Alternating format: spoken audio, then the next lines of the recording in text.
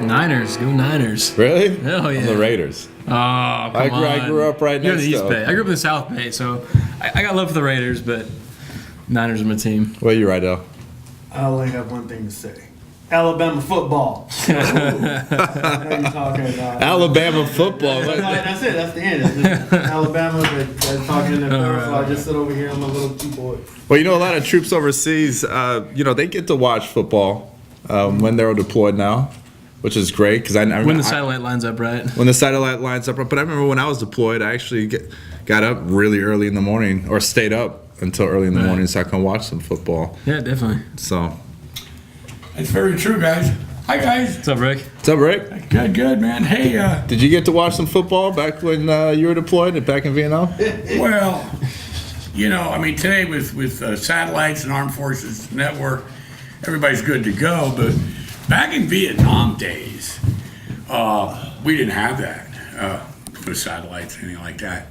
And the best I ever got, I think, was the results of the '69 Super Bowl, which came to us about 3 days later on the radio. Out in the rice paddies, it was delayed, and but see, we knew that, and so we accepted it.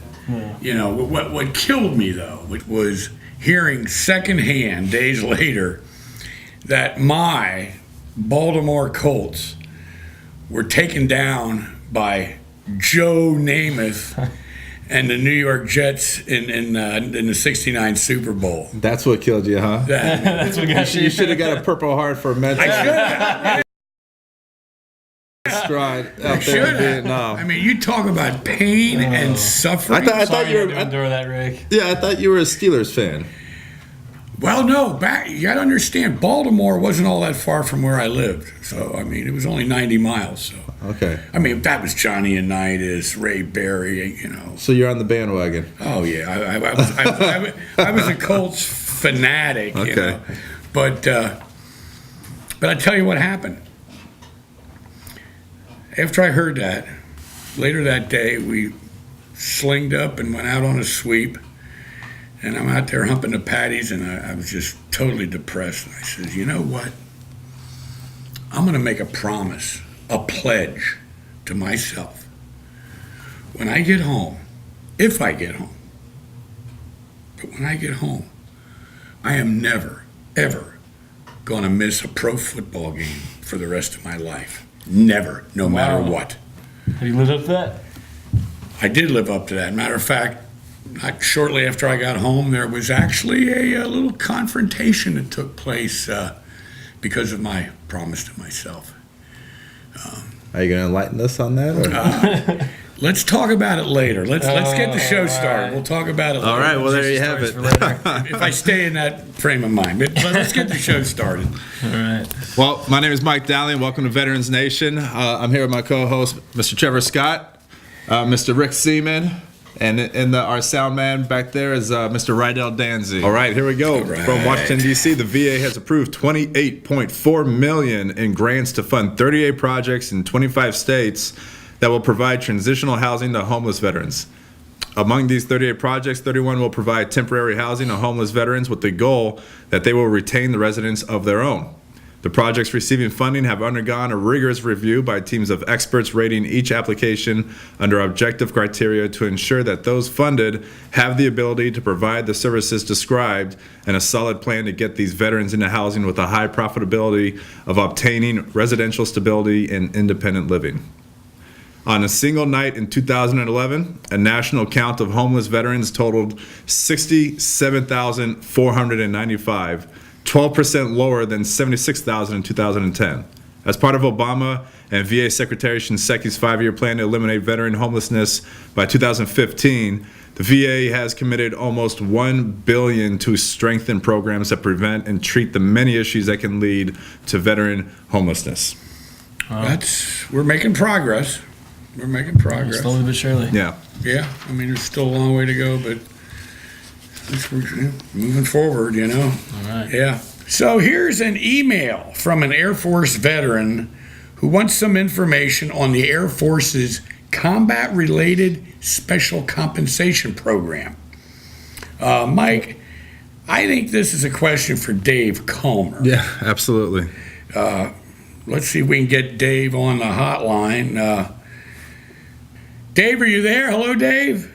Oh, yeah, Rick, I'm here. Hey, how's it Live going, and buddy? well. How's it going, man? It's wonderful, wonderful. How you guys? Good. We're good, Dave. Good to have you with us. Yeah, I got this email. I'm going to read it to you. Okay. Get your take. Here it goes. He says, I was wounded in Iraq in 2004, and I'm receiving 40% disability compensation from the VA. But after recently reading about the Air Force's CRSC program, which again, that's the Air Force's combat-related special compensation program, he says after reading about that program, he's wondering, can he file with them and get even more money? He finishes by saying, I served in the Air Force for 11 years and was honorably discharged. What do you think, Dave? Well, he's on the right track, Rick, but he's going to end up with a big goose egg. Number one, the CRSC, the combat-related special compensation, requires that a veteran spend 20 years in the service and be retired. Okay. Got to be a 20-year retiree. So that would not apply in his case, and there would be no application for it. It's like putting 5 wheels on a car. There's no place for the 5th wheel. Right. Unless he is retired on longevity, 20 years, that would not apply.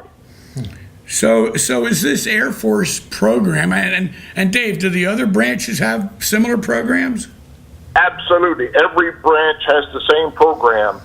If a veteran who is retired military and who is service-connected by the Department of Veterans Affairs feels that his disability is in any way related to any combat or combat-related incidents, he then would contact his Department of the Military based on his branch of service. They then would check his records, and they would notify the Department of Veterans Affairs as to the percentage of his compensation is service-related wounds received in the line of combat, in which case he would then receive that amount of money tax-free. Okay, tax-free. Now, there's a key phrase there, tax-free. Right. Because VA compensation, disability compensation is tax-free. Right, it's all tax-free, right. I didn't need to say that, and it's a confusion factor, and we don't need that. Right. But yes, that's correct. I'm glad you brought that point up, Rick. And yet military retirement pension Is taxable, right? Military retirement, another good point, Rick. Military retired pay is taxable. Taxable. So what we're saying is if he can get in and get the CRSC program, then that extra money that he would get, and I'm not sure if I'm right by saying extra money, but it would be non-taxable. But he has to be a 20-year retired vet. That's correct. Right. Okay. Yeah. If a veteran was at Fort Huachuca and a 6-by runs over his foot and crushes his foot bones when he jumped off the truck after playing flag football, this would not warrant combat-related special compensation as it is unrelated to combat. Right. He would be eligible for a service-connected disability, regular VA compensation. Right. For that degree. Now, another sticky wicket, Rick, is this. We really have a silver bullet here, which is a little bit off, but in 2003, veterans who were militarily retired and who received compensation from the VA their retired pay was offset by the amount of compensation they received. Every year from 2003 up to the present time, there has been a 10% increase in monies received by the veteran to 2014, and there will be no offset. So a guy receiving compensation from the VA and who is retired will get both amounts of money complete and full. Right. I remember that law. I remember we talked about that on one of our benefit buzz shows with you guys. That's a good point. So, Dave,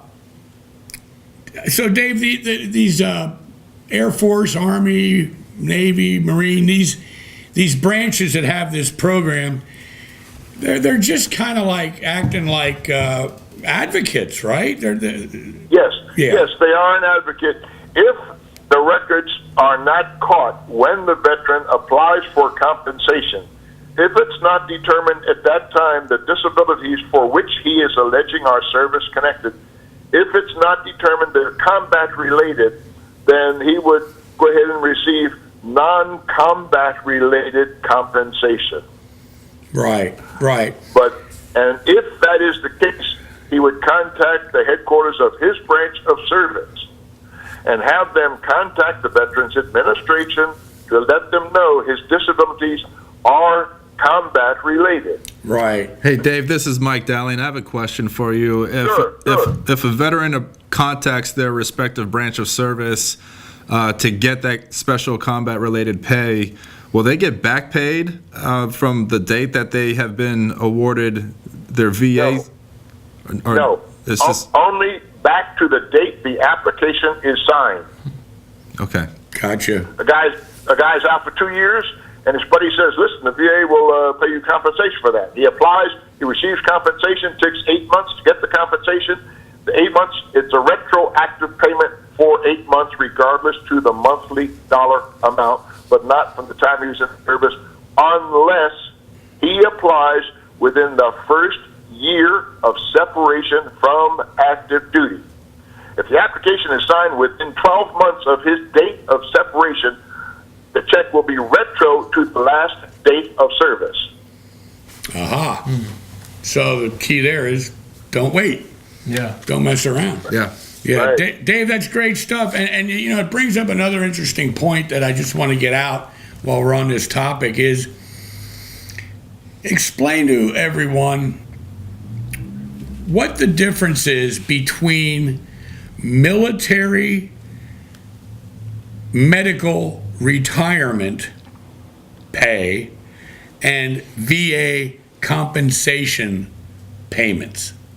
Sure. On one hand, they're alike, and on the other hand, they're totally different.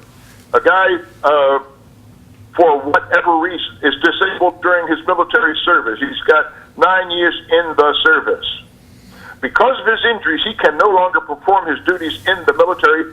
The military is saying, we are going to medically retire you. You will keep your identification card forever, and you will receive X number of dollars from the military. Okay? That's one. The same guy can apply to the Department of Veterans Affairs for a service-connected disability, for which he is being paid by the military. Now, when the VA's rating comes back, if the rating decision by the Department of Veterans Affairs is more than the amount of money he is receiving from the military, in addition to the benefits he realizes from having a military ID card, PX and commissary privileges and stay-safe flights and on and on and on, he can refuse or waive his military retired pay and begin to receive Veterans Administration compensation. Of course, if the VA's comp comes back lower than his retired pay, case closed, do nothing, and nothing changes. Right. And that military retirement pay is based on the degree of your injury or wound plus the number of years that you were in the military, right? That is correct. You're Right. absolutely correct, right on the money. Yes. Right. Right. Okay. Make sense? Yeah, that's all. This is all really good information. Great. Okay. Well, I think, Dave, you cleared it up. And if this veteran is listening, sounds to me like you got your answer there. I don't even know if he left his name. He did not leave his name. But, sir, if you heard this, good. And if you didn't, you can get it played back on our archives. Go to Veterans Nation Archives. It'll be there.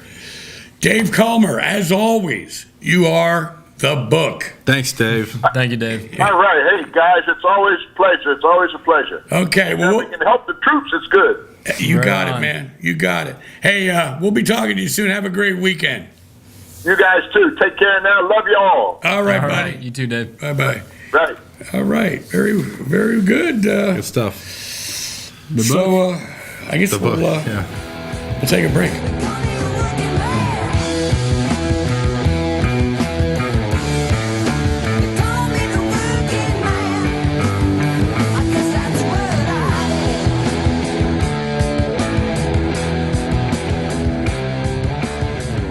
All right, we're back, and I think we've got a minute or two left. But Rick, let's hear about that confrontation you were talking about earlier that Yeah. led to your pledge about never missing a Oh, game. my pledge-related confrontation. Yeah. Well, all right, if I must.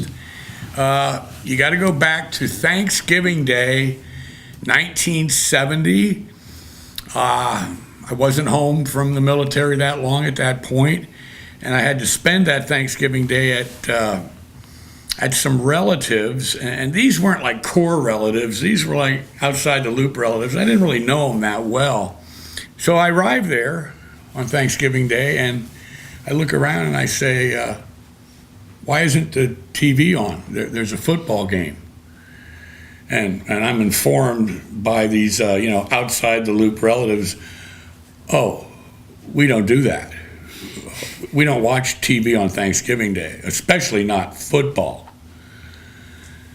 And I said, okay, then I guess I have to leave. I'll go home and watch the game or go to some bar and watch the game. And they're all going, oh, no, you can't do that. You can't leave. And I went, well, I thought about it. I glanced over at my wife of that era, who is not looking very happily at me. And I thought about it. I remembered my pledge. And I pretty much proceeded to just address the entire living room full of relatives. And with, very stern passion, I said, look here. I humped the jungles, and I humped the rice paddies, and I got shot at, and I slept with rats and mosquitoes and bugs and reptiles and snakes, just so you people could have this day. And I made a promise and a pledge to myself that when I came home, I would never miss a football game again because I didn't have football when I was over there. Well, you could have heard a pin drop. And every jaw in the room is going like this. Nice.